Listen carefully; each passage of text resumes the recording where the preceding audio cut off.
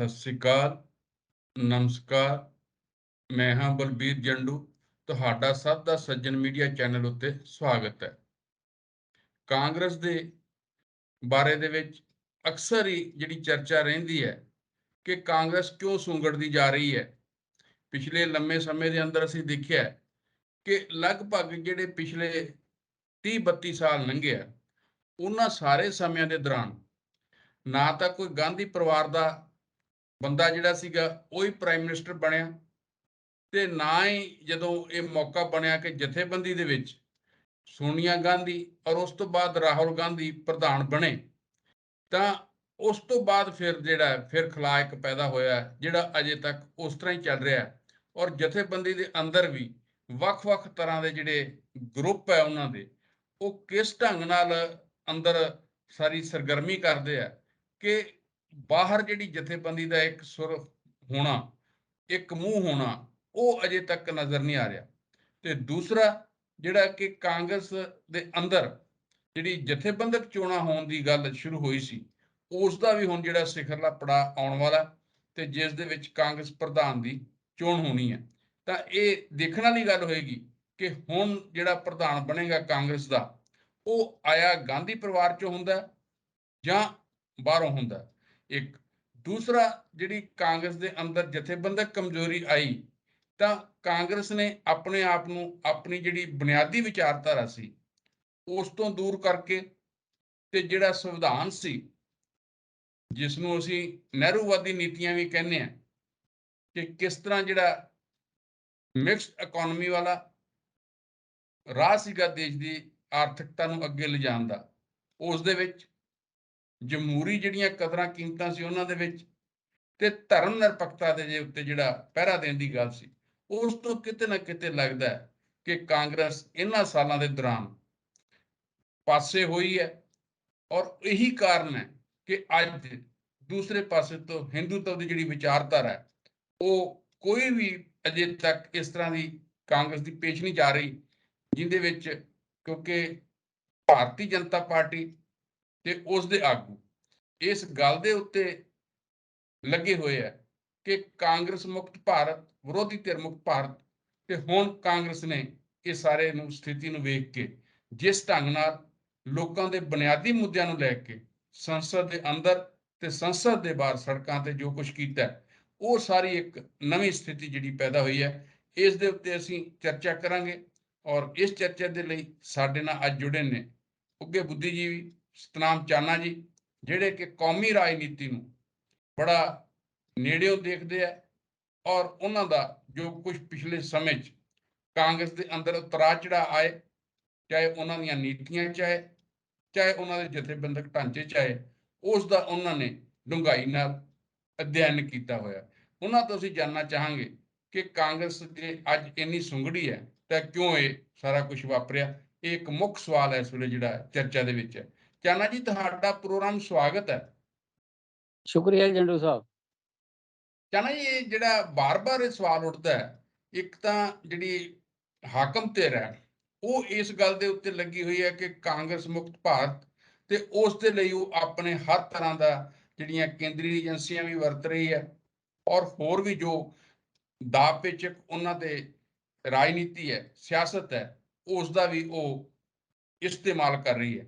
ਪਰ ਦੂਸਰੇ ਪਾਸੇ ਅਸੀਂ ਦੇਖਦੇ ਹਾਂ ਕਿ ਕਾਂਗਰਸ ਇਹ ਸਾਰੇ ਦੇ ਬਾਵਜੂਦ ਅਜੇ ਤੱਕ ਪੂਰੀ ਤਰ੍ਹਾਂ ਆਪਣੇ ਆਪ ਨੂੰ ਉਸ ਪੜਾਅ ਤੇ ਨਹੀਂ ਲਿਆ ਪਾਈ ਕਿ ਉਹ ਉਸ ਨੂੰ ਟੱਕਰ ਦੇ ਸਕੇ ਪੂਰੀ ਉਸ ਦੀਆਂ ਨੀਤੀਆਂ ਨੂੰ, ਭਾਵੇਂ ਕਿ ਉਸਨੇ ਪਿਛਲੇ ਮਹੀਨੇ ਅੰਦਰ ਸੰਸਦ ਦੇ ਵਿੱਚ ਤੇ ਸੜਕਾਂ ਦੇ ਉੱਤੇ ਇਸ ਦੀ ਕੋਸ਼ਿਸ਼ ਵੀ ਕੀਤੀ ਹੈ, ਯਤਨ ਵੀ ਕੀਤਾ।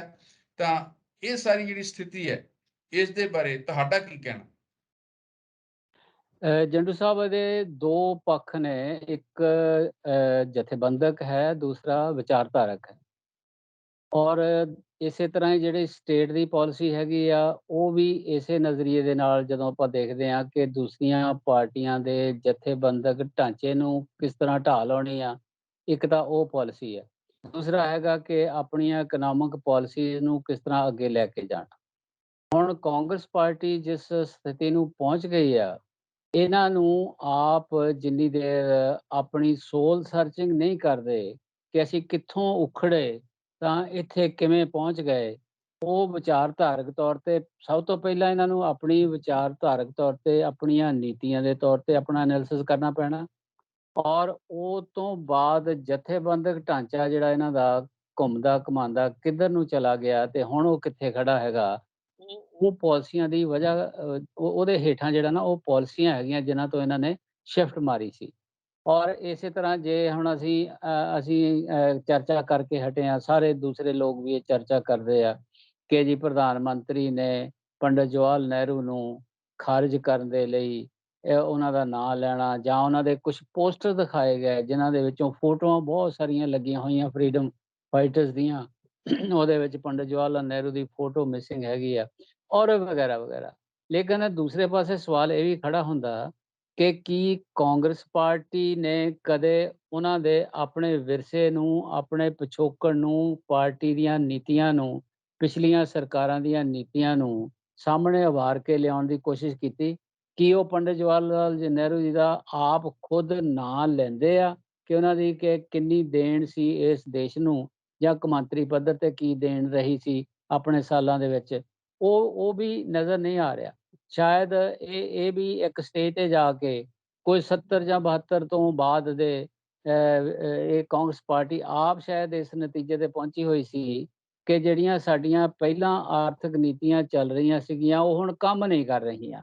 ਕੁਛ ਇਸ ਤਰ੍ਹਾਂ ਦਾ ਪ੍ਰਭਾਵ ਇਹਨਾਂ ਨੇ ਵੀ ਗ੍ਰਹਿਣ ਕੀਤਾ ਜਾਂ ਉਹ ਪੇਤਲੀ ਸਮਝ ਦੀ ਵਜ੍ਹਾ ਕਰਕੇ ਹੋਇਆ ਜਾਂ ਇਹਨਾਂ ਦੇ ਥਿਓਰੀਟੀਸ਼ੀਅਨ ਜਾਂ ਅਰਥ ਸ਼ਾਸਤਰੀ ਜਿਹੜੇ ਆ ਉਹਨਾਂ ਨੇ ਹੀ ਐਸਾ ਕਨਵਿੰਸ ਕਰ ਦਿੱਤਾ ਕਿ ਜਿਹੜਾ ਇਹ ਪਿਛਲਾ ਆਰਥਿਕ ਢਾਂਚਾ ਉਸਰਿਆ ਉਹਨੇ ਜਿੱਥੋਂ ਤੱਕ ਤਰੱਕੀ ਕਰਨੀ ਸੀ ਕਰ ਲਈ, ਹੁਣ ਇਹਨੇ ਅੱਗੇ ਨਹੀਂ ਵਧਣਾ, ਇਸ ਕਰਕੇ ਇਹਦੇ 'ਚ ਸ਼ਿਫਟ ਕਰਨ ਦੀ ਲੋੜ ਹੈਗੀ ਆ।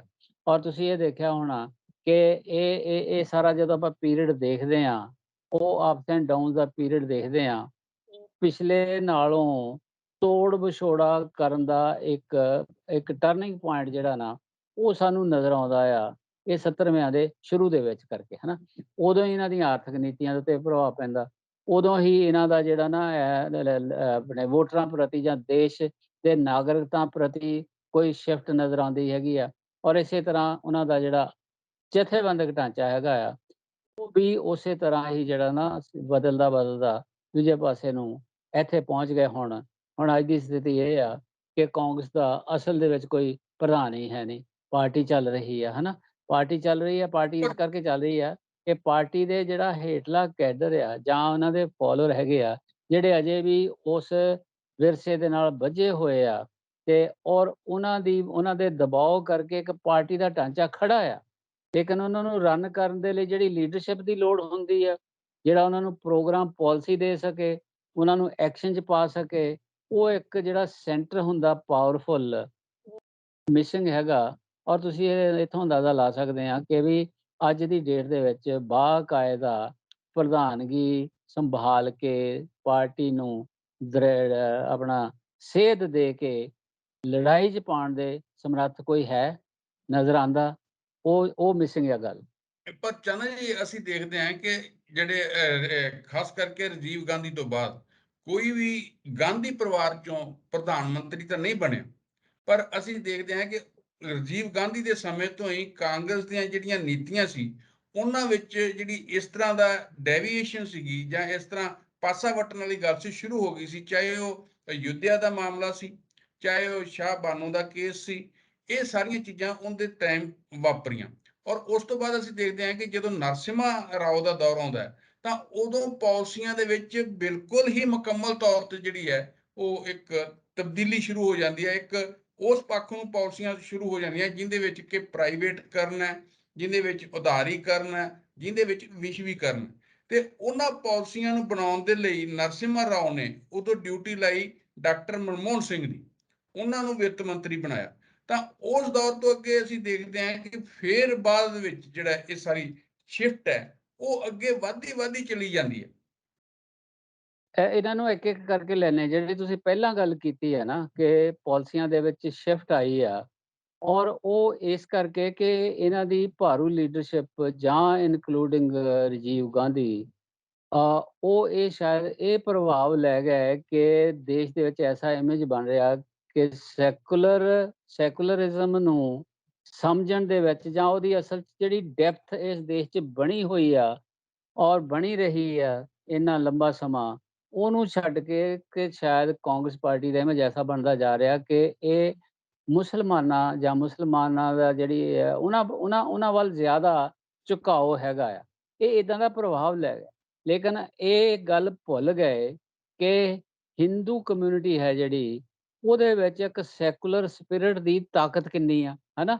ਔਰ ਉਹਨੂੰ ਭੁੱਲ ਕੇ ਤਾਂ ਕੋਸ਼ਿਸ਼ ਇਹ ਕੀਤੀ ਕਿ ਆਪਣੀਆਂ ਆਪਣੀਆਂ ਨਾ ਪਾਲਿਸੀ ਨੂੰ ਥੋੜ੍ਹਾ ਸ਼ਿਫਟ ਕੀਤਾ ਜਾਏ ਇੱਧਰਲੇ ਪਾਸੇ ਨੂੰ, ਤਾਂ ਕਿ ਇੱਕ ਮੈਜੋਰਿਟੇਰੀਅਨ ਇੱਕ ਐਟੀਚਿਊਡ ਹੈ ਜਿਹੜਾ, ਉਹਦੇ ਵਿੱਚੋਂ ਲੱਭਣ ਦੀ ਕਿ ਅਸੀਂ ਇਹ ਜਿਹੜੀ ਇਹ ਜਨਸੰਖਿਆ ਦਾ ਬਹੁਤ ਭਾਰੀ ਹਿੱਸਾ ਹੈਗਾ ਆ, ਉਹ ਸ਼ਾਇਦ ਸਾਡੇ ਨਾਲੋਂ ਦੂਰ ਨਾ ਜਾਂ ਦੂਰ ਚਲਾ ਗਿਆ ਹੋਇਆ, ਹਨਾ? ਲੇਕਿਨ ਇਹਦੇ ਵਿੱਚੋਂ ਉਹ ਜਿਹੜੀ ਆ ਤੁਸੀਂ ਗਿਣਾਇਆ ਨਾ ਕਿ ਉਹ ਜਿਹੜੀ ਸ਼ਿਫਟ ਆਈ ਆ, ਇਹ ਪ੍ਰਭਾਵ ਇਹਨਾਂ ਨੂੰ ਕਿਹਨੇ ਦਿੱਤਾ? ਇਹਨਾਂ ਦੇ ਜਿਹੜੇ ਆ ਸਿਧਾਂਤਕਾਰ ਆ ਉਹ ਕੌਣ ਸੀਗੇ ਇਹ ਇਹਨਾਂ ਨੂੰ ਗੱਲ ਸਮਝਾਉਣ ਵਾਲੇ ਕਿ ਤੁਸੀਂ ਹੁਣ ਇਹ ਪਾਸੇ ਨੂੰ ਬੰਦ ਜਾਣੀ ਇੱਧਰਲੇ ਪਾਸੇ ਨੂੰ, ਔਰ ਉਹਦੇ 'ਚ ਕਈ ਸਾਰੀਆਂ ਘਟਨਾਵਾਂ ਵਾਪਰੀਆਂ। ਉਹਦੇ 'ਚ ਬਾਬਰੀ ਮਸਜਿਦ ਵਾਲੀ ਵੀ ਜਿਹੜੀ ਆਪਾਂ ਪਿਛਲੀ ਹਿਸਟਰੀ ਨੂੰ ਦੇਖੀਏ ਨਾ, ਉਹਦੇ ਵਿੱਚ ਉਹ ਸਾਰਾ ਜਿਹੜਾ ਐਟੀਟਿਊਡ ਚੇਂਜ ਹੋਇਆ, ਜਿਹਦੇ ਵਿੱਚੋਂ ਫਿਰ ਉਹ ਰਥ ਯਾਤਰਾ ਵੀ ਨਿਕਲੀ, ਹਨਾ? ਔਰ ਉਹ ਫਿਰ ਇਹ ਹੁੰਦਾ ਨਾ ਕਿ ਜਦੋਂ ਤੁਸੀਂ ਆਪਣਾ ਵਿਚਾਰਧਾਰਕ ਪੈਂਤੜੇ ਨੂੰ ਛੱਡ ਦਿੰਦੇ ਹੋ, ਵਿਚਾਰਧਾਰਾ ਤੋਂ ਥੋੜ੍ਹਾ ਜਿਹਾ ਪਿੱਛੇ ਹਟਣ ਦੀ ਕੋਸ਼ਿਸ਼ ਕਰਦੇ ਹੋ, ਤਾਂ ਦੂਜੇ ਪਾਸੇ ਤਾਂ ਵਿਚਾਰਧਾਰਾ ਨੂੰ ਲੈ ਕੇ ਤੁਰੇ ਹੋਏ ਲੋਕ ਹੁੰਦੇ ਹੀ ਆ, ਤੇ ਜਦੋਂ ਸ਼ਿਫਟ ਕਰਨ ਦੀ ਕੋਸ਼ਿਸ਼ ਕਰਦੇ ਹੋ ਤਾਂ ਪ੍ਰਭਾਵ ਲੋਕ ਇਹ ਲੈਂਦੇ ਆ, ਤਾਂ ਇਹਦਾ ਮਤਲਬ ਕਿ ਵੀ ਫਿਰ ਉਹ ਜ਼ਿਆਦਾ ਠੀਕ ਸੀਗੇ, ਉਹ ਪਹਿਲਾਂ ਸ਼ੁਰੂ ਤੋਂ ਇਸ ਪਾਸੇ ਚੱਲੇ ਹੋਏ ਨੇ। ਔਰ ਇਹ ਦੇਸ਼ ਦੀਆਂ ਨੀਂਹਾਂ ਰੱਖੀਆਂ ਗਈਆਂ ਸੀਗੀਆਂ ਇਸ ਨੂੰ ਇੱਕ ਸੈਕੂਲਰਿਜ਼ਮ ਦੇ ਆਧਾਰ ਦੇ ਉੱਤੇ, ਔਰ ਸੋਸ਼ਲਿਸਟਿਕ ਸਟੇਟ ਜਿਹੜੀ ਆ ਉਹਨੂੰ ਬਣਾਉਣ ਦੇ ਲਈ ਸਾਡਾ ਜਿਹੜਾ ਕੰਸਟੀਟਿਊਸ਼ਨ ਜਿਹੜਾ ਅਸੀਂ ਅਡਾਪਟ ਕੀਤਾ, ਉਸ ਦੀ ਭਾਵਨਾ ਦੇ ਅਨੁਕੂਲ ਇਹ ਚੱਲ ਰਹੀ ਸੀ ਪਾਰਟੀ ਇੰਨੀ ਲੰਬੀ ਦੇਰ ਤੋਂ, ਤਾਂ ਇਹ ਟਿਕੀ ਰਹੀ ਇੰਨੇ ਦਹਾਕੇ। ਔਰ ਉਹਦੇ ਵਿੱਚ ਚਾਹੇ ਪ੍ਰਧਾਨ ਮੰਤਰੀ ਜਵਾਹਰ ਲਾਲ ਨਹਿਰੂ ਜੀ ਰਹੇ, ਉਹ ਜਦੋਂ ਹੁੰਦੇ ਸੀ ਤਾਂ ਲੋਕ ਇਸ ਤਰ੍ਹਾਂ ਹੀ ਚਰਚਾ ਕਰਦੇ ਸੀ ਵੀ ਜੇ ਬਾਈ ਚਾਂਸ ਕੋਈ ਐਸੀ ਗੱਲ ਹੋ ਜਾਵੇ ਤਾਂ ਫਿਰ ਕੌਣ ਸਾਂਭੇਗਾ ਦੇਸ਼ ਨੂੰ, ਹਨਾ? ਉਹ ਬੰਦੇ ਨਹੀਂ ਸਾਂਭ ਰਹੇ ਹੁੰਦੇ, ਇੱਕ ਸਿਸਟਮ ਸਾਂਭ ਰਿਹਾ ਹੁੰਦਾ। ਜਦੋਂ ਬਾਈ ਚਾਂਸ ਉਹਨਾਂ ਦੀ ਪੰਡਿਤ ਨਹਿਰੂ ਨਹੀਂ ਰਹੇ ਤਾਂ ਲਾਲ ਬਹਾਦਰ ਸ਼ਾਸਤਰੀ ਜੀ ਦਾ ਟਾਈਮ ਭਾਵੇਂ ਉਹ ਥੋੜ੍ਹਾ ਸੀਗਾ, ਉਹ ਵੀ ਇੱਕ ਗਲੋਰੀਅਸ ਪੀਰੀਅਡ ਸਾਬਤ ਹੋਇਆ, ਹਨਾ? ਔਰ ਉਹਨਾਂ ਨੇ ਬੜੇ ਆਪਣੀ ਸਕਿੱਲਫੁਲੀ ਜਿਹੜਾ, ਔਰ ਇੱਕ ਲੀਡਰ ਦਾ ਹੀ ਆਪਣਾ ਰੋਲ ਹੁੰਦਾ ਆ, ਲੇਕਿਨ ਉਹ ਇੱਕ ਢਾਂਚਾ ਬਣਿਆ ਹੋਇਆ ਹੁੰਦਾ। ਉਹ ਇੱਕ ਲੋਕਾਂ ਦੀ ਸਾਈਕੀ ਬਣੀ ਹੋਈ ਹੁੰਦੀ ਆ, ਜਿਹੜੀ ਅਸਲ ਦੇ ਵਿੱਚ ਦੇਸ਼ ਨੂੰ ਰਨ ਕਰ ਰਹੀ ਹੁੰਦੀ ਆ, ਔਰ ਉਹਦੇ 'ਚ ਰੋਲ ਜ਼ਰੂਰ ਹੁੰਦਾ ਹੈ ਲੀਡਰ ਦਾ। ਉਹਦੇ ਲਈ ਇੱਕ ਅੱਛਾ ਸਿਆਣੇ ਕਾਂਗਰਸ ਦੇ ਅੰਦਰ ਬਹੁਤ ਸਾਰੇ ਲੋਕ ਐਸੇ ਰਹੇ ਆ ਜਿਹੜੇ ਬੜੇ ਜਥੇਬੰਦਕ ਤੌਰ ਤੇ ਵੀ ਉਂਝ ਵੀ ਇੰਟੈਲੀਜੈਂਟ ਰਹੇ ਆ। ਲੇਕਿਨ ਜਦੋਂ ਆਪਾਂ ਪੂਰੀ ਸ਼ਿਫਟ ਦੇਖਦੇ ਹਾਂ, ਤੁਸੀਂ ਹੁਣ ਉਹ ਜ਼ਿਕਰ ਕੀਤਾ ਕਿ ਸਰਦਾਰ ਮਨਮੋਹਨ ਸਿੰਘ, ਇਹਨਾਂ ਨੂੰ ਲੱਗ ਗਿਆ, ਤੇ ਮਨਮੋਹਨ ਸਿੰਘ ਐਸੇ, ਕਿਉਂਕਿ ਉਹਨਾਂ ਦਾ ਸਾਰਾ ਪਿਛੋਕੜ ਦੇਖੋ ਤੁਸੀਂ, ਉਹਨਾਂ ਦੀ ਵਿੱਦਿਆ ਦੇਖੋ, ਉਹਨਾਂ ਦੇ ਕੰਮ ਕਰਨ ਦੇ ਸਥਾਨ ਦੇਖੋ, ਤੇ ਉਹ ਫਿਰ ਇੰਟਰਨੈਸ਼ਨਲ ਜੋ ਇਕਨੋਮਿਕ ਢਾਂਚਾ ਉਸਰ ਰਿਹਾ ਸੀਗਾ, ਉਹਦੇ ਵਿੱਚ ਫਿੱਟ ਦੇਸ਼ ਇਹ ਕਿਸ ਤਰ੍ਹਾਂ ਆਵੇ, ਉਹਦੇ ਮੁਤਾਬਕ ਸ਼ਾਇਦ ਉਹ ਸੋਚਦੇ ਵੀ ਹੁਣ ਇਹ ਪਾਲਿਸੀਆਂ ਤੇ ਚੱਲਣ ਤੋਂ ਬਿਨਾਂ ਸ਼ਾਇਦ ਕੋਈ ਹੋਰ ਰਾਹ ਹੈ ਨਹੀਂ।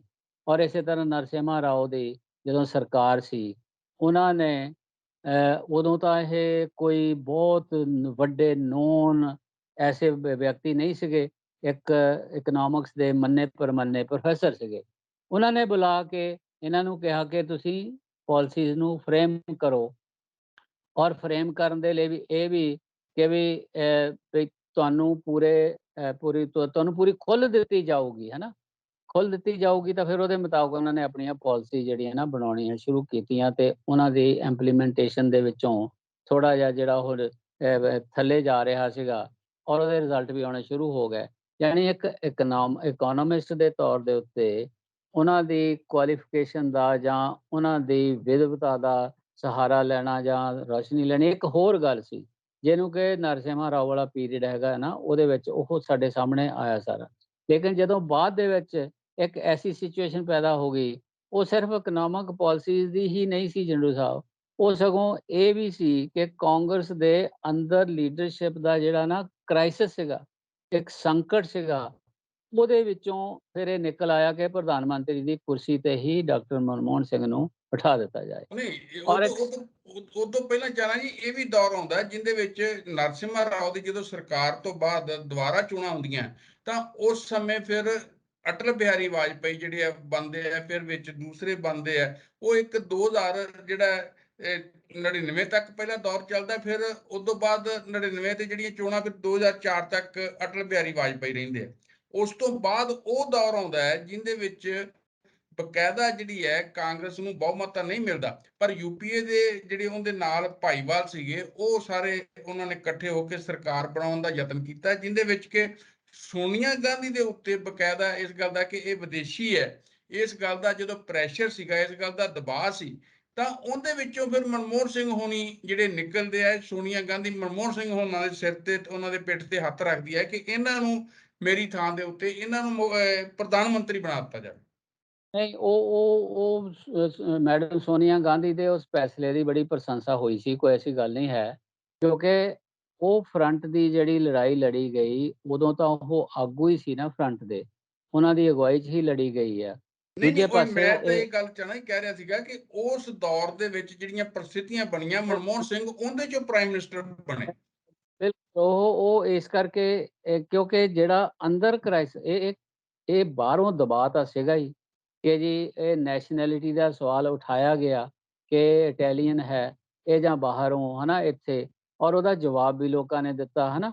ਔਰ ਫਿਰ ਇਹਦੇ ਬਾਵਜੂਦ ਵੀ ਜਿਹੜਾ ਇਹਨਾਂ ਦੇ ਆਪਣੇ ਅੰਦਰਲਾ ਕ੍ਰਾਈਸਿਸ ਸੀਗਾ, ਉਹਦਾ ਵੀ ਰੋਲ ਸੀ, ਇੱਕ ਲੀਡਰਸ਼ਿਪ ਦਾ ਕ੍ਰਾਈਸਿਸ ਵੀ ਹੈ। ਜੀ ਜੀ ਔਰ ਜੀ ਜੀ। ਉਹ ਭੂਮਿਕਾ ਸੀ ਜਿਹਦੇ ਵਿੱਚੋਂ ਬੜਾ ਆਰਾਮ ਦੇ ਨਾਲ ਔਰ ਬੜਾ ਟੈਕਟਫੁਲੀ ਉਹਨਾਂ ਨੇ ਸੋਲਵ ਕਰਨ ਦੀ ਕੋਸ਼ਿਸ਼ ਜਿਹੜੀ ਕੀਤੀ ਨਾ, ਉਹ ਸਫਲ ਹੋ ਗਈ।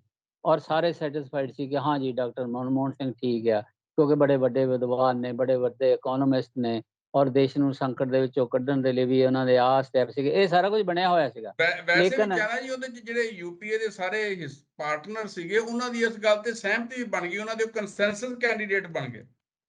ਇਹੀ ਹੋ ਗਈ ਆ, ਹਾਂ। ਲੇਕਿਨ ਫਿਰ ਵੀ ਬਹੁਤ ਹੀ ਇੰਪਾਰਸ਼ਲ ਹੋ ਕੇ ਇਹਦਾ ਐਨਾਲਿਸਿਸ ਕਰਨ ਦੀ ਜ਼ਰੂਰਤ ਹੈ ਜੀ ਕਿ ਡਾਕਟਰ ਮਨਮੋਹਨ ਸਿੰਘ ਬੀਇੰਗ ਏ ਟॉप ਇਕੋਨੋਮਿਸਟ, ਹੀ ਵਾਸ ਏ ਨॉन ਪੋਲੀਟੀਕਲ ਮੈਨ, ਹੈ ਨਾ। ਉਹ ਜੀ। ਰਾਜਨੀਤਿਕ ਬੰਦਾ ਨਹੀਂ ਸੀਗਾ, ਔਰ ਉਹਨਾਂ ਨੂੰ ਪ੍ਰਧਾਨ ਮੰਤਰੀ ਦੀ ਕੁਰਸੀ ਤੇ ਬਿਠਾਉਣ ਦਾ ਮਤਲਬ ਇਹੀ ਸੀਗਾ ਕਿ ਵੀ ਨੁਕਸਾਨ ਨਹੀਂ ਕਰੂਗਾ, ਹੈ ਨਾ। ਇਹ ਸਿਰਫ ਇਹੀ ਹੁੰਦਾ ਕਿ ਵੀ ਨੁਕਸਾਨ ਨਹੀਂ। ਲੇਕਿਨ ਉੱਥੇ ਬਹੁਤ ਪੋਟੈਂਸ਼ੀਅਲ ਵਾਲੇ ਲੀਡਰਸ਼ਿਪ, ਇਹ ਕੋਈ ਜ਼ਰੂਰੀ ਨਹੀਂ ਸੀ ਕਿ ਵੀ ਇਹੀ ਬਦਲ ਹੁੰਦੇ। ਕਾਂਗਰਸ ਕੋਲ ਹੋਰ ਲੀਡਰ ਸੀਗੇ ਵੀ, ਪਤਾ ਹਾਂ ਨਹੀਂ ਹੋ ਬਿਲਕੁਲ ਸਕਦਾ ਹੈਗੇ ਕਿ ਸੀ, ਉਹਨਾਂ ਬਿਲਕੁਲ ਸੀ, ਔਰ ਬਿਲਕੁਲ ਸੀ। ਬੜੇ ਐਸੇ ਬੰਦੇ ਸੀ ਜਿਨ੍ਹਾਂ ਨੂੰ ਆਰਗੇਨਾਈਜੇਸ਼ਨ ਦੀ ਬੜੀ ਸਮਝ ਸੀਗੀ, ਜਿਨ੍ਹਾਂ ਨੇ ਜ਼ਿੰਦਗੀ ਪਾਰਟੀ ਦੇ ਵਿੱਚ ਲਾਈ ਹੋਈ ਸੀਗੀ। ਨਹੀਂ, ਔਰ ਉਹਦੇ ਵਿੱਚ ਉਹਨਾਂ ਆਣਾ ਜੀ ਉਸ ਸਮੇਂ ਇੱਕ ਨਾਮ ਹੀ ਚਰਚਾ ਚ ਆਇਆ ਸੀ, ਪ੍ਰਣਬ ਮੁਖਰਜੀ ਹੋਣਾ ਦਾ। ਵੀ ਸੀਗੇ। ਔਰ ਦੂਜਾ ਇਹ ਹੈ ਕਿ ਵੀ ਇਸ ਕਰਕੇ ਉਹਨਾਂ ਨੂੰ ਬਾਅਦ ਚ ਰਾਸ਼ਟਰਪਤੀ ਬਣਾ। ਇਹ ਮੈਂ ਇਸ ਕਰਕੇ ਕਹਿਣਾ ਕਿ ਉਹ ਜਿਹੜਾ ਅੰਦਰੂਨੀ ਕ੍ਰਾਈਸਿਸ ਲੀਡਰਸ਼ਿਪ ਦਾ ਕਿ ਸਹਿਮਤੀ ਕਿਹਦੇ ਤੇ ਹੁੰਦੀ ਆ, ਹਨਾ, ਉਹ ਸਹਿਮਤੀ ਦੇ ਸਾਹਮਣੇ ਰੱਖਦਿਆਂ ਹੋਇਆਂ ਸਾਰਿਆਂ ਦੀ ਸਹਿਮਤੀ ਹੋ ਗਈ ਕਿ ਵੀ ਉਹ ਡਾਕਟਰ ਮਨਮੋਹਨ ਸਿੰਘ। ਲੇਕਿਨ ਉਹ ਇੱਕ ਐਸਾ ਪੀਰੀਅਡ ਆ ਜਿਹਨੂੰ ਬੜੀ ਗੰਭੀਰਤਾ ਦੇ ਨਾਲ ਐਨਾਲਾਈਜ਼ ਕਾਂਗਰਸ ਨੂੰ ਕਰਨਾ ਚਾਹੀਦਾ, ਦੂਜਿਆਂ ਨੂੰ ਵੀ ਕਰਨਾ ਚਾਹੀਦਾ ਹੈਗਾ ਕਿ ਸਟੇਟ ਇੱਕ ਐਸੀ ਮਸ਼ੀਨ ਹੈਗੀ ਆ ਜਿਹਨੂੰ ਰਨ ਕਰਨ ਦੇ ਲਈ ਬੜੀ ਸਕਿੱਲ ਦੀ ਲੋੜ ਹੁੰਦੀ ਹੈ। ਔਰ ਉਹ ਬਹੁਤ ਵੱਡਾ ਦੇਸ਼ ਹੈ ਇਹ, ਔਰ ਬਹੁਤ ਵੱਡੀ ਪਾਵਰਫੁਲ ਸਟੇਟ ਹੈਗੀ ਆ, ਜਿਹਦੇ ਕੋਲ ਬੇਤਹਾਸ਼ਾ ਜਾਣੀ ਪਾਵਰਾਂ ਹੈਗੀਆਂ ਆ। ਔਰ ਉਹਨਾਂ ਨੂੰ ਉਹਨਾਂ ਦੇ ਸਾਰੇ ਵਿੰਗ ਇਸਤੇਮਾਲ ਉਹਨਾਂ ਦੇ ਚਲਾਉਣੇ ਤੇ ਉਹਨਾਂ ਨੂੰ ਠੀਕ ਡਾਇਰੈਕਸ਼ਨ 'ਚ ਲੈ ਕੇ ਜਾਣਾ, ਇਹ ਇੱਕ ਆਪਣੇ ਆਪ ਦੇ ਵਿੱਚ ਬਹੁਤ ਵੱਡਾ ਕਾਰਜ ਸੀਗਾ। ਔਰ ਜਿੱਥੋਂ ਤੱਕ ਇਕਨੋਮਿਕ ਪਾਲਿਸੀ ਦਾ ਸਵਾਲ ਸੀਗਾ, ਔਰ ਹੁਣ ਜਿਸ ਪਾਸੇ ਨੂੰ ਅਸੀਂ ਤੁਹਾਨੂੰ ਕਿਤੇ ਨਜ਼ਰ ਆਉਂਦਾ ਆ ਜਾਂ ਕਿਸੇ ਨੂੰ ਵੀ ਕਿ ਜਿਹੜੀਆਂ ਪਾਲਿਸੀਜ਼ ਲੇ ਡਾਊਨ ਕਰ ਦਿੱਤੀਆਂ ਸੀਗੀਆਂ ਡਾਕਟਰ ਮਨਮੋਹਨ ਸਿੰਘ ਦੇ, ਇਹ ਉਸੇ ਦੀ ਕੰਟੀਨਿਊਟੀ 'ਚ ਹੀ ਅੱਗੇ ਚੱਲ ਰਿਹਾ, ਹੈ ਨਾ। ਕਿ ਉਹ ਮਤਲਬ ਕਿ ਜ਼ਿਆਦਾ ਹੋਰ ਵਧਾ ਕੇ ਅੱਗੇ ਪਾਸੇ ਨੂੰ ਲੈ ਗਏ, ਲੇਕਿਨ ਡਾਇਰੈਕਸ਼ਨ ਸੈੱਟ ਉਹੀ ਹੈ। ਜਦੋਂ ਡਾਇਰੈਕਸ਼ਨ ਸੈੱਟ ਹੋਈ ਆ, ਔਰ ਉਹਨੂੰ ਵੀ ਹੁਣ ਐਨਾਲਾਈਜ਼ ਕਰਨੀ, ਔਰ ਉਹਦੇ ਤੋਂ ਜਿਹੜਾ ਸ਼ਿਫਟ ਕਰਨ ਜਾਂ ਪਰਾਂ ਹਟਣਾ ਪਬਲਿਕ ਸੈਕਟਰ ਤੋਂ, ਪਬਲਿਕ ਸੈਕਟਰ ਨੂੰ ਪਿੱਛੇ ਲਿਜਾ ਕੇ ਪ੍ਰਾਈਵੇਟਾਈਜੇਸ਼ਨ ਦਾ ਜਿਹੜਾ ਦੌਰ ਆ, ਉਹਦੇ ਵਿੱਚ ਐਂਟਰ ਕਰਨਾ। ਫਿਰ ਹੁਣ ਉਹ ਪਬਲਿਕ ਸੈਕਟਰ ਨੂੰ ਜਿਹੜਾ ਨਾ ਉਹ ਡੀਨੈਸ਼ਨਲਾਈਜ਼।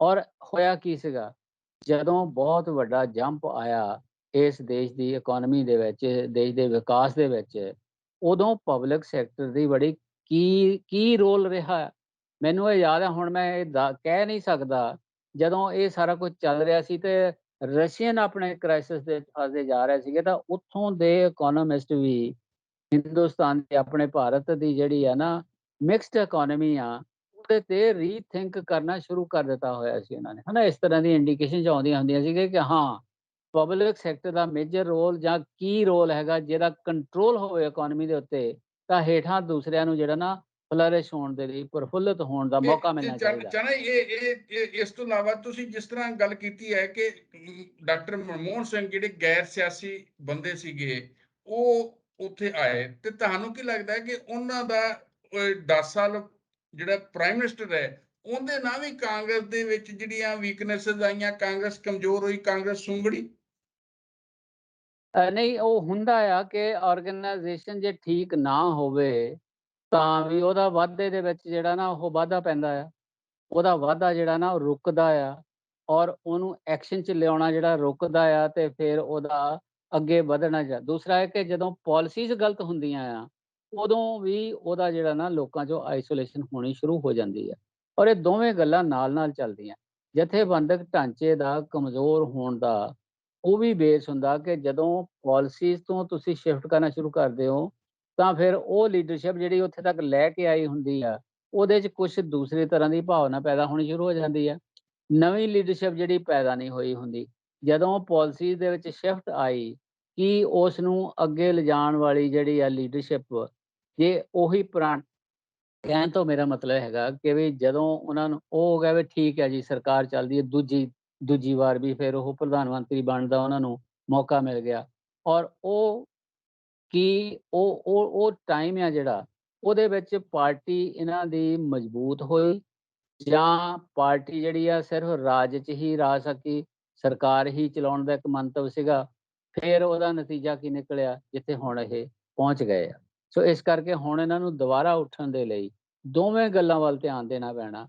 ਇੱਕ ਤਾਂ ਜਿਹੜੀਆਂ ਪੁਰਾਣੀਆਂ ਪਾਲਿਸੀ ਸੀਗੀਆਂ, ਜਿਨ੍ਹਾਂ ਤੋਂ ਇੱਕਦਮ ਤੋੜ ਵਿਛੋੜਾ ਕੀਤਾ, ਕੀ ਉਹਨਾਂ ਦੀ ਕੋਈ ਰੈਲੇਵੈਂਸ ਬਣਦੀ ਸੀ ਜਾਂ ਅੱਜ ਵੀ ਹੈ?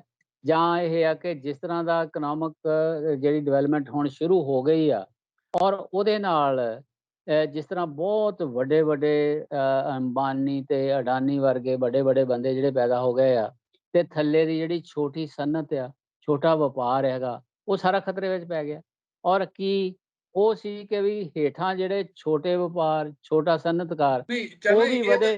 ਇਹ ਤਾਂ ਓਵਰਆਲ ਆ ਰਹੀ ਹੈ, ਆਪਣੇ ਕੋਲ ਸਮਾਂ ਵੀ ਹੁਣ ਥੋੜਾ ਰਹਿ ਗਿਆ ਹੈਗਾ। ਤਾਂ ਅਸੀਂ ਕੀ ਇਹ ਸਮਝੀਏ ਕਿ ਜਿਹੜੀ ਇਹ ਸਾਰੀ ਪਿਛਲੇ ਸਮੇਂ 'ਚ ਇਹ ਸਾਰਾ ਕੁਝ ਵਾਪਰਿਆ, ਡਾਕਟਰ ਮਨਮੋਹਨ ਸਿੰਘ ਦਾ ਜਿਸ ਤਰ੍ਹਾਂ ਪ੍ਰਾਈਮ ਮਿਨਿਸਟਰ ਰਹਿਣਾ, ਜਿਸ ਤਰ੍ਹਾਂ ਜਥੇਬੰਦੀ ਦੀ ਜਿਸ ਤਰ੍ਹਾਂ ਦੀ ਹਾਲਤ ਹੋਈ ਕਿ ਉਹ ਸੱਤਾ ਤੱਕ ਹੀ ਜਿਹੜੇ ਸੀਮਿਤ ਰਹਿ ਗਏ, ਤੇ ਜਿਹੜੇ ਆਗੂ ਸੀਗੇ ਉਹਨਾਂ ਨੇ ਉਸ ਆਧਾਰ ਤੇ ਜਿਹੜਾ ਥੱਲੇ ਜਾ ਕੇ ਕੰਮ ਕਰਨ ਦੀ ਲੋੜ ਸੀ ਜਥੇਬੰਦੀ ਦੇ ਲਈ, ਉਹ ਨਹੀਂ ਕਰ ਪਾਏ। ਇੱਕ ਤਾਂ ਇਹ ਹੈ। ਦੂਸਰਾ ਇਹ ਹੈ ਕਿ ਅੱਜ ਜਿਹੜੀ ਸਥਿਤੀ ਹੈ, ਜਿਹਦੇ ਵਿੱਚ ਹੁਣ ਕਾਂਗਰਸ ਉੱਭਰਨ ਦਾ ਯਤਨ ਕਰ ਰਹੀ ਹੈ, ਤੁਹਾਨੂੰ ਕੀ ਲੱਗਦਾ ਹੈ ਕਿ ਜਿਹੜੇ ਉਹ ਬੁਨਿਆਦੀ ਮੁੱਦੇ ਲੈ ਕੇ ਜਿਸ ਤਰ੍ਹਾਂ ਸੜਕਾਂ ਤੇ ਉਤਰਿਆ, ਜਿਸ ਤਰ੍ਹਾਂ ਸੰਸਦ 'ਚ ਉਹਨਾਂ ਲੜਾਈ ਸ਼ੁਰੂ ਕੀਤੀ ਹੈ, ਕਿ ਇਹ ਲੜਾਈ ਕਾਂਗਰਸ ਦਾ ਬੇੜਾ ਪਾਰ ਕਰ ਸਕੇਗੀ? ਇਹ ਜੇ ਤਾਂ ਉੱਪਰੋਂ ਇਹ ਸ਼ੁਰੂ ਕਰਨਗੇ ਕਿ ਚਲੋ ਲੀਡਰਸ਼ਿਪ ਬਦਲ ਕੇ ਕਿਸੇ ਹੋਰ ਨੂੰ ਅੱਗੇ ਲਾ ਕੇ ਇੱਕ ਨਵੀਂ ਟੀਮ ਬਣਾ ਕੇ ਫਿਰ ਅਸੀਂ ਉਭਰਾਂਗੇ, ਉਹਦੇ ਚਾਂਸ ਮੈਨੂੰ ਨਾ ਘੱਟ ਲੱਗਦੇ ਨੇ। ਜੀ। ਔਰ ਜਦੋਂ ਜਦੋਂ ਇਹ ਹੁਣ ਜਿੱਦਾਂ ਹੁਣ ਇਹਨਾਂ ਨੇ ਲੋਕਾਂ ਦੇ ਕੁਝ ਮਸਲਿਆਂ ਨੂੰ ਲੈ ਕੇ ਸੜਕਾਂ ਤੇ ਉਤਰੇ ਆ, ਜਦੋਂ ਵੱਡੇ ਪੈਮਾਨੇ ਤੇ ਕਿਸੇ ਅੰਦੋਲਨ ਦੀ ਫਾਰਮੇਸ਼ਨ ਹੋਏਗੀ, ਤਾਂ ਫਿਰ ਉਹ ਇੱਕ ਕਾਬਲ ਲੀਡਰਸ਼ਿਪ ਦਾ ਵੀ ਬਣਨਾ ਜਿਹੜਾ ਨਾ ਸੰਭਵ ਹੋ ਜਾਏਗਾ। ਜੇ ਸਮਝਣਗੇ ਕਿ ਸਾਡੇ 'ਚੋਂ ਕਾਬਲ ਕੌਣ ਹੈਗਾ, ਪਹਿਲਾਂ ਉਹਨੂੰ ਬਣਾ ਲਈਏ, ਫਿਰ ਮੂਵਮੈਂਟ ਉੱਠੇਗੀ, ਇਹ ਬਿਲਕੁਲ ਉਲਟਾ ਪ੍ਰੋਸੈਸ ਹੋਏਗਾ ਜੋ ਮੈਂ ਸਮਝਦਾ ਹਾਂ। ਜੀ। ਪਹਿਲਾਂ ਹਨ ਤਾਂ ਇੱਕ ਜਦੋਂ ਘਸੀਟ ਹੋਈ ਹੈ ਸੜਕ ਦੇ ਉੱਤੇ, ਉਦੋਂ ਕਿਸੇ ਨੇ ਅਹੁਦਾ ਥੋੜ੍ਹਾ ਦੇਖਿਆ, ਔਰ ਉਦੋਂ ਤਾਂ ਇਹ ਕਿ ਲੋਕਾਂ ਨੂੰ ਵੀ ਨਜ਼ਰ ਆਇਆ ਕਿ ਹਾਂ, ਪ੍ਰਿਯੰਕਾ ਗਾਂਧੀ ਦੇ ਗਲੇ ਤੇ ਵੀ ਪੂਣੀ ਰੱਖੀ ਹੋਈ ਸੀ, ਹੈ ਨਾ, ਵਗੈਰਾ-ਵਗੈਰਾ ਸੋਸ਼ਲ ਮੀਡੀਆ। ਔਰ ਉਹ ਆ ਕੇ ਵੀ ਇੱਕ ਫਾਈਟਿੰਗ ਸਪਿਰਿਟ ਆ ਜਿਹੜੀ, ਉਹ ਰਿਵਾਈਵ ਕਰਨ ਦੀ ਲੋੜ ਹੈਗੀ ਆ। ਤਾਂ ਲੀਡਰਸ਼ਿਪ ਜਿਹੜੀ ਨਾ ਇੱਕ ਪਾਏਦਾਰ ਲੀਡਰਸ਼ਿਪ, ਇਹਨਾਂ 'ਚ ਕੋਈ ਘੱਟ ਸਿਆਣੇ ਬੰਦੇ ਨਹੀਂ ਹੈਗੇ, ਜਿਹੜੇ ਪੁਰਾਣੇ ਜਿਨ੍ਹਾਂ ਦੀ ਇਤਿਹਾਸ ਵੀ ਹੈਗਾ। ਮੇਰਾ ਖਿਆਲ ਹੈ ਉਹਨਾਂ ਦੇ ਵਿੱਚੋਂ ਕੋਈ ਵੀ ਖੁਸ਼ੀ ਦੇ ਨਾਲ ਜ਼ਿੰਮੇਵਾਰੀ ਲੈਣ ਨੂੰ ਤਿਆਰ ਨਹੀਂ ਹੋਣਾ, ਕਿਉਂਕਿ ਉਹਨਾਂ ਨੂੰ ਨਜ਼ਰ ਆਉਂਦਾ ਹੈ ਕਿ ਵੀ ਪਾਰਟੀ ਦਾ ਤਾਂ ਢਾਂਚਾ ਉਹੋ ਜਿਹਾ ਹੈ ਨਹੀਂ ਜਿਹਨੂੰ ਉਹ ਚਲਾ ਸਕਣਗੇ। ਹੁਣ ਪਾਰਟੀ ਦਾ ਢਾਂਚਾ ਤਾਂ ਬਣੇਗਾ, ਮਜ਼ਬੂਤ ਹੋਏਗਾ, ਜੇ ਇਹ ਲੜਾਈ 'ਚ ਪੈ ਜਾਣਗੇ।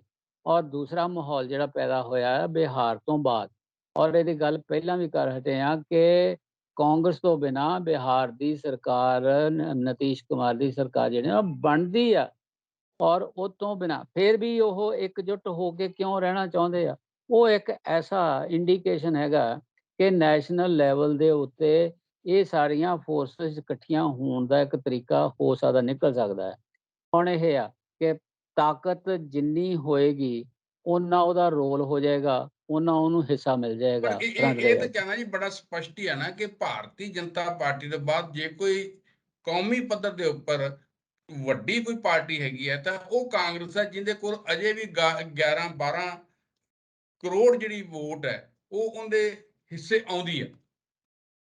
ਇਹ ਬਿਲਕੁਲ ਬਿਲਕੁਲ ਕਲੀਅਰ ਆ ਕਿ ਨੈਸ਼ਨਲ ਪਾਰਟੀ ਦੇ ਤੌਰ ਦੇ ਉੱਤੇ ਜਿਨ੍ਹਾਂ ਦਾ ਸਾਰੇ ਇੰਡੀਆ ਦੇ ਵਿੱਚ ਕਿਤੇ ਥੋੜਾ ਕਿਤੇ ਬਹੁਤਾ ਤਾਕਤ ਹੈਗੀ ਆ, ਕਿਤੇ ਜਿੱਤਣ ਦੀ ਤਾਕਤ ਨਹੀਂ ਹੈ, ਕਿਤੇ ਇਹ ਆ ਕਿ ਵੀ ਹਾਰ ਕੇ ਵੀ ਤਕੜੀ ਤਾਕਤ ਅਜੇ ਵੀ ਉਹ ਹੈਗੇ ਆ, ਪਰ ਉਹ ਕੋਈ ਹੋਰ ਦੂਸਰੀ ਪਾਰਟੀ ਇਸ ਤਰ੍ਹਾਂ ਦੀ ਨਹੀਂ ਹੈ। ਔਰ ਨੈਸ਼ਨਲ ਲੈਵਲ ਦੇ ਉੱਤੇ ਜਿਹੜਾ ਨਾ ਇੱਕ ਫਰੰਟ ਪੈਦਾ ਹੋ ਰਿਹਾ ਆ, ਉਹਦੇ ਵਿੱਚ ਕਿਸੇ ਨਾ ਕਿਸੇ ਨੈਸ਼ਨਲ ਪਾਰਟੀ ਦਾ, ਜਾਂ ਇਹ ਅਸੀਂ ਚਲੋ ਉਹ ਕਮਜ਼ੋਰ ਹੋਣਗੇ, ਕਮਿਊਨਿਸਟਾਂ ਦੇ ਸਾਰੇ ਜਿਹੜੇ ਆ ਗਰੁੱਪ ਜਾਂ ਪਾਰਟੀ ਦੇ ਦੂਸਰੀਆਂ ਪਾਰਟੀਆਂ ਇਕੱਠੀਆਂ ਹੋ ਜਾਣ, ਤਾਂ ਉਹਨਾਂ ਦਾ ਵੀ ਕਿਤੇ ਥੋੜਾ ਕਿਤੇ ਬਹੁਤਾ ਇੱਕ ਇੱਕ ਉਹਨਾਂ ਦਾ ਐਕਸ਼ਨ ਕਰਨ ਦਾ ਜਿਹੜੀ ਨਾ ਤਾਕਤ ਆ, ਉਹ ਜ਼ਿਆਦਾ ਹੈਗੀ ਆ। ਪਰ ਉਹਨਾਂ ਦੀ ਆਰਗੇਨਾਈਜੇਸ਼ਨ ਦਾ ਭਾਵੇਂ ਛੋਟੀ ਹੋਣ ਦੇ ਬਾਵਜੂਦ, ਜਿਹੜੀਆਂ ਉਹ ਮਾਸ ਆਰਗੇਨਾਈਜੇਸ਼ਨਾਂ ਨੂੰ ਲੈ ਕੇ ਐਕਟ ਕਰਦੇ ਆ, ਔਰ ਉਹ ਇੱਕ ਤਾਕਤ ਹੈਗੀ ਆ, ਲੇਕਿਨ ਉਹ ਇੱਕ ਕੇਂਦਰੀ ਤਾਕਤ ਬਣਨ ਦੀ ਅੱਜ ਸਮਰੱਥਾ ਨਹੀਂ ਰੱਖਦੀ, ਜਿੱਦਾਂ ਦੀ ਇਸ ਵੇਲੇ ਰਿਕੁਆਇਰਮੈਂਟ ਹੈਗੀ ਆ, ਲੋੜ ਹੈਗੀ ਆ ਦੇਸ਼ ਦੇ ਇਸ ਢਾਂਚੇ ਨੂੰ।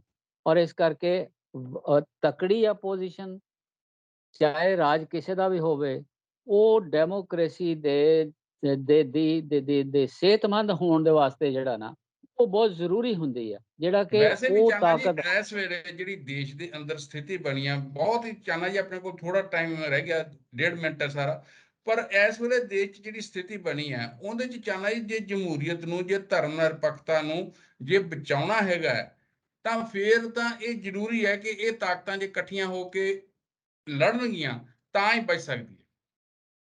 ਉਹੀ ਇਹ ਦੁਬਾਰਾ ਸਾਡੇ ਕੰਸਟੀਟਿਊਸ਼ਨ ਦਾ ਪ੍ਰੀਐਂਬਲ ਚੁੱਕ ਲੈਣ, ਔਰ ਉਹਦੇ ਦੁਆਲੇ ਜਿਹੜਾ ਨਾ ਉਹ ਲੋਕਾਂ ਨੂੰ ਇੱਕ ਤਾਕਤ ਬਣਾ ਕੇ ਉਸ ਨੂੰ ਅੰਦੋਲਨ ਇੱਕ ਖੜਾ ਕਰਨ ਦੇ ਯਤਨ ਕਰਨਗੇ। ਉਹ ਹੈਗਾ ਕਿ ਵਿਚਾਰਧਾਰਕ ਮਸਲਾ, ਜਿਸ 'ਚ ਤੁਸੀਂ ਉਹ ਸੈਕੂਲਰਿਜ਼ਮ ਤੇ ਦੂਸਰੇ ਘੱਟ ਗਿਣਤੀਆਂ ਤੇ ਦੂਸਰੇ ਸੱਭਿਆਚਾਰ, ਛੋਟੇ ਜਾਂ ਵੱਡੇ, ਉਹਨਾਂ ਦੀ ਇੱਕ ਏਕਤਾ ਪੈਦਾ ਕਰਨ ਦਾ ਮਸਲਾ। ਅਸਲ ਤਾਂ ਚਾਹਨਾ ਦੂਸਰੀਆਂ ਜੀ ਹੈਗੀਆਂ ਇਹੀ ਲੱਗਦਾ ਹੈ ਕਿ ਉਹਨਾਂ ਦੀ ਜਿਹੜੀ ਵਿਚਾਰਧਾਰਕ ਪ੍ਰਤੀਬੱਧਤਾ ਹੈ ਉਹ ਬਹੁਤ ਜ਼ਰੂਰੀ ਹੈ ਇਸ ਵੇਲੇ। ਵਿਚਾਰਧਾਰਕ ਪ੍ਰਤੀਨਿਧਤਾ ਇਸੇ ਤੇ ਹੀ ਬਣਨੀ ਆ, ਜਿਹੜਾ ਸਾਡਾ ਕੰਸਟੀਟਿਊਸ਼ਨ ਲੈ ਕੇ ਸਾਡਾ ਦੇਸ਼ ਆਜ਼ਾਦ ਹੋ ਕੇ ਜਿਸ ਰਾਹ ਤੇ ਚੱਲਿਆ ਸੀ, ਔਰ ਉਹਨੂੰ ਧਿਆਨ 'ਚ ਰੱਖ ਕੇ, ਹਨਾ। ਔਰ ਦੂਸਰਾ ਇਹ ਆ ਕਿ ਜਿਨ੍ਹਾਂ ਸੰਕਟਾਂ ਦੇ ਵਿੱਚ ਲੋਕ ਫਸ ਗਏ ਆ, ਬੇਰੁਜ਼ਗਾਰੀ 'ਚ ਫਸ ਗਏ ਆ, ਔਰ ਇਸੇ ਤਰ੍ਹਾਂ ਜਿਹੜਾ ਨਾ ਮਹਿੰਗਾਈ 'ਚ ਫਸ ਗਏ ਆ, ਔਰ ਇਸੇ ਤਰ੍ਹਾਂ ਜਿਹੜਾ ਨਾ ਹੋਰ ਸਾਰੇ ਮਸਲੇ ਆ ਜਿਨ੍ਹਾਂ ਨੂੰ ਆਪਾਂ ਗਿਣਾ ਚੁੱਕੇ ਹੈਗੇ ਆ, ਲੋਕਾਂ ਕੋਲ ਘਰ ਘਾਟ ਨਹੀਂ ਹੈ ਆਪਣੇ, ਔਰ ਇਸੇ ਤਰ੍ਹਾਂ ਸਟੇਟਾਂ ਦੇ ਮਸਲੇ ਹੈਗੇ, ਇਹ ਦੂਸਰੇ ਮਸਲੇ ਆ ਜਿਨ੍ਹਾਂ ਦੇ ਉੱਤੇ ਇੱਕ ਲੋਕ ਆਪਣੇ ਆਪ ਹੀ ਕੁੱਦੇ ਹੋਏ। ਕਿਸਾਨਾਂ ਨੇ ਇਹ ਸਾਬਤ ਕਰ ਦਿੱਤਾ ਕਿ ਬਿਨਾਂ ਕਿਸੇ ਪੋਲੀਟੀਕਲ ਪਾਰਟੀ ਦੇ ਸਪੋਰਟ ਤੋਂ ਉਹ ਇੱਕ ਬਹੁਤ ਵੱਡਾ ਯੁੱਧ ਲੜਨ ਦੇ ਸਮਰੱਥ ਹੈਗੇ। ਉਹ ਜਿਹੜੀ ਭਾਵਨਾ ਅੰਦਰ ਅੰਦਰ ਇੱਕ ਕਰ ਰਹੀ ਆ, ਉਹ ਜਿੰਨਾ ਚਿਰ ਮਜ਼ਬੂਤ ਹੋ ਕੇ ਨੈਸ਼ਨਲ ਲੈਵਲ ਤੇ ਇਹ ਨਹੀਂ ਲੜਨਗੇ, ਇਹਨਾਂ ਤੋਂ ਆਪਣਾ ਜਥੇਬੰਦਕ ਢਾਂਚਾ ਸੁਧਾਰਨਾ ਵੀ ਔਖਾ ਹੋ ਜਾਊਗਾ। ਵਧੀਆ ਲੀਡਰਸ਼ਿਪ ਜਿਹੜੀ ਨਾ ਤਾਂ ਹੀ ਪੈਦਾ ਹੁੰਦੀ ਆ, ਜੇ ਬਾਹਰ ਲੋਕਾਂ ਦਾ ਆਪਣੇ ਮਸਲਿਆਂ ਦੇ ਉੱਤੇ, ਦੇਸ਼ ਦੇ ਵਿਕਾਸ ਦੇ ਵਾਸਤੇ, ਲੋਕਾਂ ਦੇ ਸੱਭਿਆਚਾਰਕ ਮਸਲਿਆਂ ਨੂੰ ਲੈ ਕੇ, ਬੋਲੀ ਨੂੰ ਲੈ ਕੇ, এনवायरमेंट ਨੂੰ ਲੈ ਕੇ ਇੱਕ ਜੁੱਟ ਲੋਕ ਜਦੋਂ ਇਕੱਠੇ ਹੋ ਕੇ ਤੁਰਦੇ ਆ, ਉਦੋਂ ਹੀ ਮੈਚਿਓਰ ਲੀਡਰਸ਼ਿਪ ਵੀ ਉਦੋਂ ਹੀ ਆਉਂਦੀ ਆ ਹੋਂਦ ਦੇ ਵਿੱਚ। ਇਸ ਇਹ ਕਰਕੇ ਇਹ ਦੋਵੇਂ ਚੀਜ਼ਾਂ ਜਿਹੜੀਆਂ ਨਾ ਸਾਹਮਣੇ ਰੱਖ ਕੇ ਹੀ ਕਾਂਗਰਸ ਦੀ ਜਿਹੜੀ ਨਾ ਠੀਕ ਰੋਲ ਪੈਦਾ ਹੋ ਸਕਦਾ ਆ। ਅਦਰਵਾਈਜ਼ ਜੇ ਕਹਿਣਗੇ ਕਿ ਅਸੀਂ ਆਪਣੀ ਉਹ ਲੀਡਰ ਇਹਨੂੰ ਚੁੱਕ ਕੇ ਦੂਸਰੇ ਨੂੰ ਬਣਾ ਦਾਂਗੇ, ਚਲੋ ਗਾਂਧੀ ਪਰਿਵਾਰ ਤੋਂ ਬਾਹਰੋਂ ਵੀ ਕੋਈ ਇਹ ਪ੍ਰਧਾਨ ਬਣਾ ਸਕਦੇ ਆ। ਚਰਚਾ ਚੱਲ ਰਹੀ ਹੈ ਕਈ ਨਾਵਾਂ ਦੀ, ਹੈ ਨਾ? ਜੇ ਉਹ ਬਣਾ ਵੀ ਲੈਣਗੇ, ਉਹਨਾਂ ਦੀ ਸਫਲਤਾ ਇਹਦੇ ਤੇ ਡਿਪੈਂਡ ਕਰਦੀ ਆ ਕਿ ਕੀ ਇਹ ਲੋਕਾਂ ਦੇ ਮਸਲਿਆਂ ਨੂੰ ਲੈ ਕੇ ਅੰਦੋਲਨ 'ਚ ਕੁੱਦਦੇ ਆ ਕਿ ਨਹੀਂ ਕੁੱਦਦੇ। ਆਪਣੇ ਦੂਸਰੀਆਂ ਸਹਿਯੋਗੀ ਪਾਰਟੀਆਂ ਨੂੰ ਨਾਲ ਲੈ ਕੇ ਤੁਰਦੇ ਆ ਕਿ ਨਹੀਂ ਤੁਰਦੇ, ਤਾਂ ਉਹ ਕਾਮਯਾਬ ਹੋਏਗੀ। ਇਕੱਲੇ ਆਫਿਸ ਬੇਅਰਰ ਬਦਲ ਦੇਣ ਦੇ ਨਾਲ ਕੋਈ ਬਹੁਤ ਪ੍ਰੋਗਰੈਸ ਹੋਣ ਦੀ ਸੰਭਾਵਨਾ ਹੁੰਦੀ ਨਹੀਂ ਹੈ। ਤੇ ਇੱਥੇ ਹੀ ਸਾਡੇ ਪ੍ਰੋਗਰਾਮ ਦਾ ਸਮਾਂ ਸਮਾਪਤ ਹੁੰਦਾ ਹੈ। ਦੋਸਤੋ, ਜਿਹੜੇ ਦੋਸਤ ਸਾਡੇ ਇਸ ਪ੍ਰੋਗਰਾਮ ਨਾਲ ਜੁੜੇ, ਜੇ ਤੁਹਾਨੂੰ ਸਾਡਾ ਇਹ ਪ੍ਰੋਗਰਾਮ ਪਸੰਦ ਆਇਆ ਹੋਵੇ, ਤਾਂ ਦੋਸਤੋ ਤੁਸੀਂ ਇਸ ਨੂੰ ਲਾਈਕ ਵੀ ਜ਼ਰੂਰ ਕਰਨਾ ਤੇ ਚੈਨਲ ਨੂੰ ਸਬਸਕ੍ਰਾਈਬ ਕਰਨਾ। ਤੁਹਾਡਾ ਬਹੁਤ-ਬਹੁਤ ਧੰਨਵਾਦ। ਚਾਨਾ ਜੀ, ਤੁਹਾਡਾ ਵੀ ਬਹੁਤ-ਬਹੁਤ ਧੰਨਵਾਦ। ਠੀਕ ਹੈ ਝੰਡੂ ਸਾਹਿਬ।